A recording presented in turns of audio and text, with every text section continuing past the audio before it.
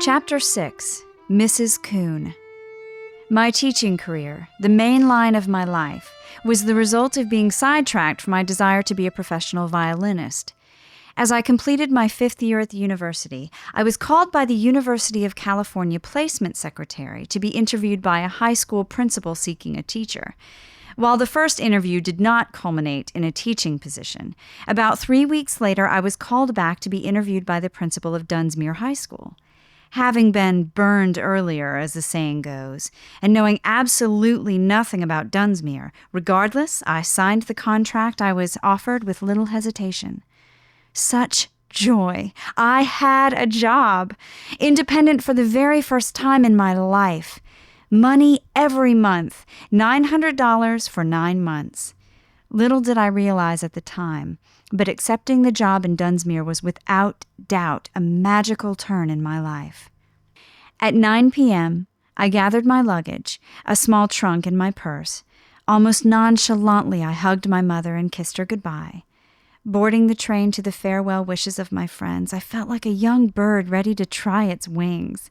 The next morning, the train stopped in Dunsmuir, but we did not detrain, for we were bound for Wairika for 3 days at the Siskiyou County Annual Teachers Institute, to which all teachers were required to attend. When class assignments were given, I learned I was to teach English and Girls Glee Club. In Dunsmuir, I was established in the Travelers Hotel because it was the best place for me to live at the time. I was elated, for I'd never been in a hotel in my life. Once in my room on the 3rd floor, I took stock of my finances, counting every coin. There was about $9. Certainly, I could not afford breakfast and dinner in the hotel coffee shop. I decided to buy soda crackers and a few oranges and try to get by until payday. I was happy in my teaching and loved the students, but I was always hungry. Incidentally, on the one and only time my mother and I had a shopping lunch together, for the first time in my life I was given a store-made dress. Up to that time, Mother had made all my dresses. On my first day of school, I donned my new blue dress and walked into my classroom, frightened from head to toe with the prospect of teaching English in all but one class, Glee Club. My fears were not allayed when I saw in front seats 3 boys, really young men, for I learned later as the faculty chuckled over my concern that 2 of the boys were 19, I was 22, and 1 was 18. I learned that they came to school every fall just to look over the new teachers. Happily for me, they did not like what they saw and dropped out of school. 3 weeks into the semester, a phone call from my father, who urged me to come home. My mother had suffered a massive stroke and was not expected to live. I told him I would come immediately, and I was with Mother during the last horrible days of her life. She lingered, unable to move, but the stroke had not affected her beautiful eyes because they followed me as I moved. Mercifully, the end came soon. My dear, sweet mother gone at age 46. The day after the funeral service, I returned to my job, heavy-hearted and drained. I was overwhelmed and found myself in deep shadows. My student, so close to me in age, helped me to see the sun again, but there were clouds that blocked the sun at times. As I look back over the years, I am amazed at what I did not know about teaching. Of course, during my 5th year at the University of California, I took all the education courses that supposedly prepared you to slip into a classroom with confidence. Except for one course, the ed classes were downright boring. The only poor grades on my record are for those classes. All future teachers are required to take practice teaching in the classroom of a master teacher. Having majored in English and music, I took my practice teaching in choral music in Oakland High School, where I once had been a student. The first week, probably for several months, I met my students feeling like a complete ignoramus. As days went by, I began to relax and to realize that I possessed the most important requirement for any teacher. I loved the students. Here I was in an English literature class, and I had no practical training in that field. But I loved the subject, and so my first objective was to lead the students into the wonderful world of poetry and prose, and then have them read again and study the story, the poem, the drama. Gradually, I learned by experience, that is a good teacher, that my role was to present the subject, review it, and then test it.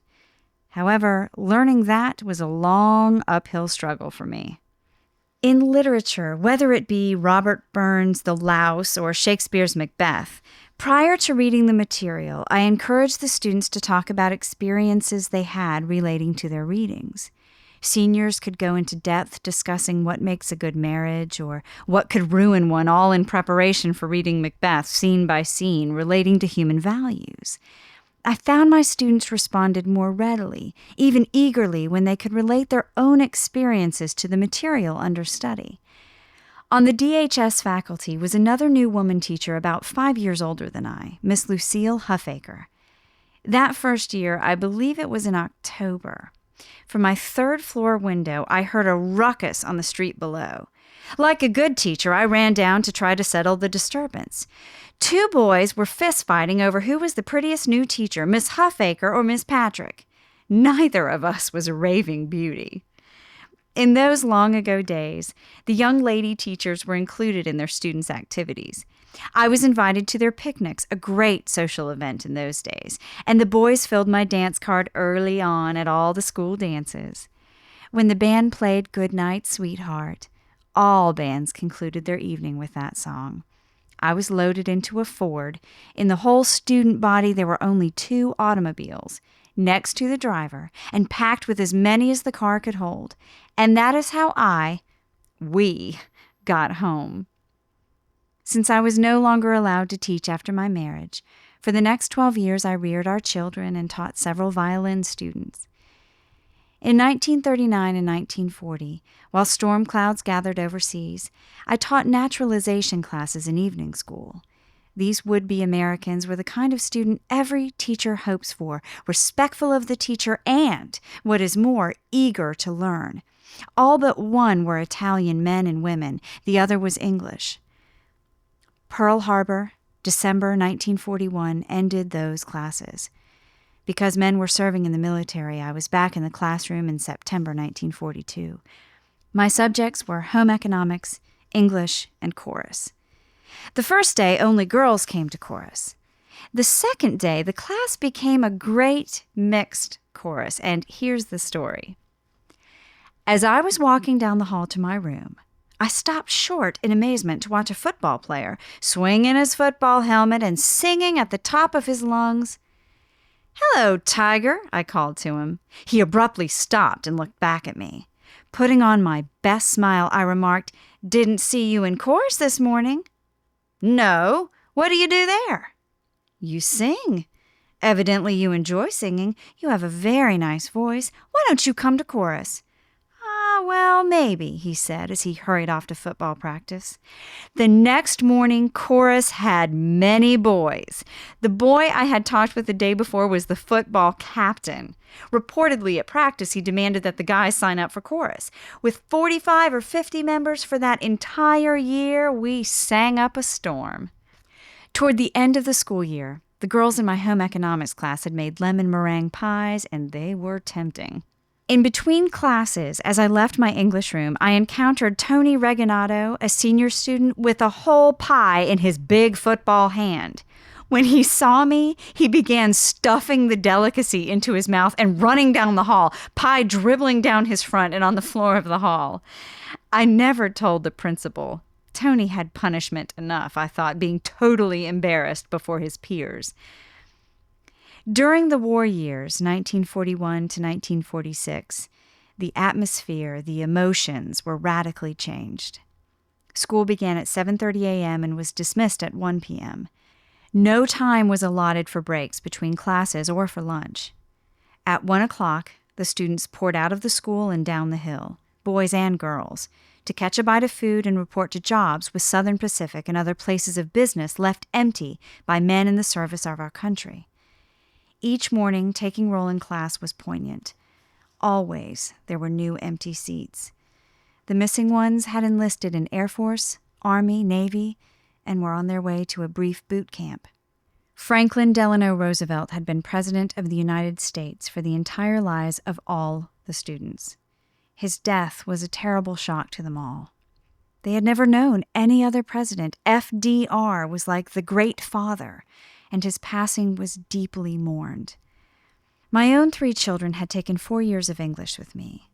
While I never instructed them to do so, they consistently referred to me as Mrs. Coon.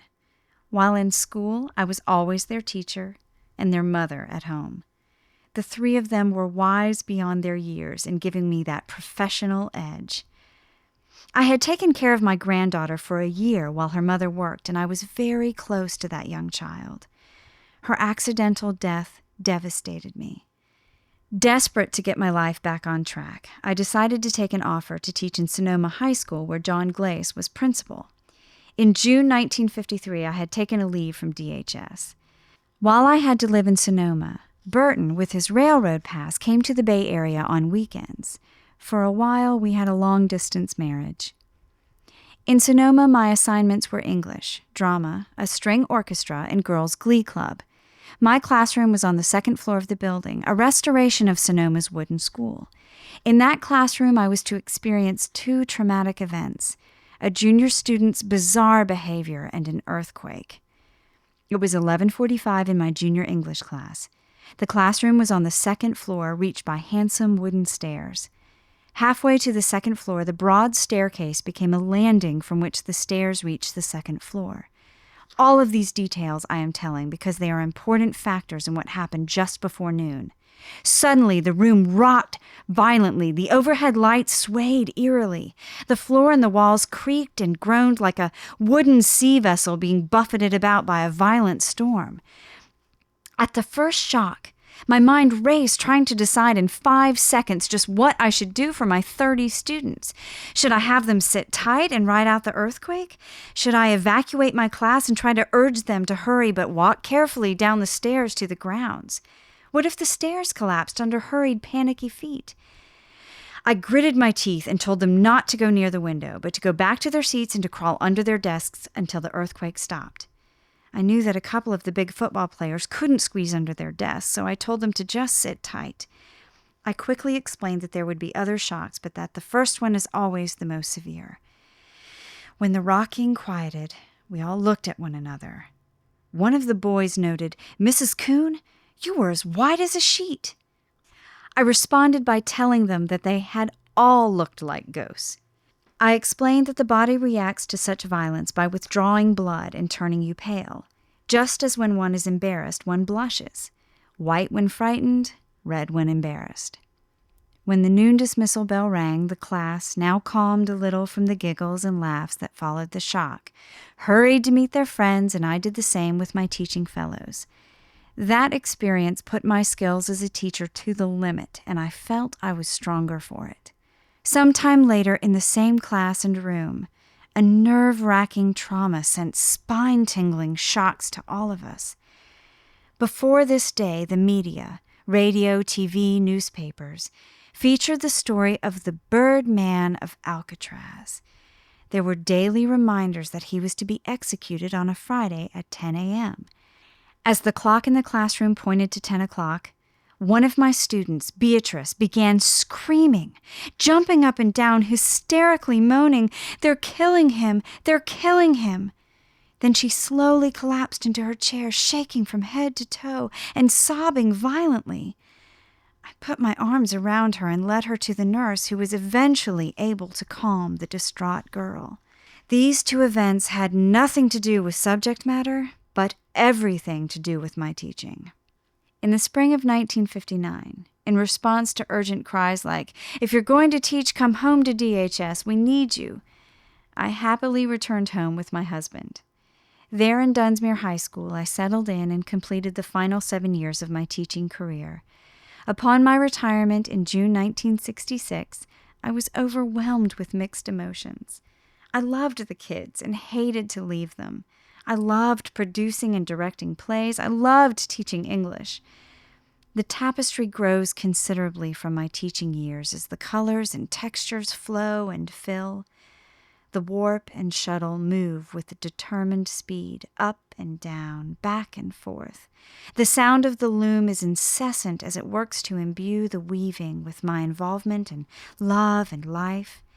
In a flash, I see my blue dress as it appears and then disappears into the tapestry, back and forth, back and forth. I have had many wonderful students during my years of teaching, and it is always satisfying to see those who go on to accomplish major things in life.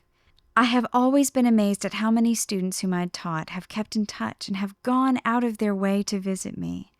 I have no idea if their experiences in my class helped them along their way, but it is thrilling for me to note where they have gone in life. The primary reason for selecting teaching as a career was as a way to leave home and to get out from under my father's old world dominance. But I soon learned that teaching opened a brand new, exciting world for me, a world of students eager to learn, and the challenge of students who are not so eager to learn. That has been the satisfaction and fulfillment of teaching for me. Certainly, I did not choose teaching because of the money. On my retirement, my yearly salary was $8,300. As I mentioned before, my reward has been and continues to be all those former students who have kept in touch, who write, who call, who stop by. I couldn't ask for more.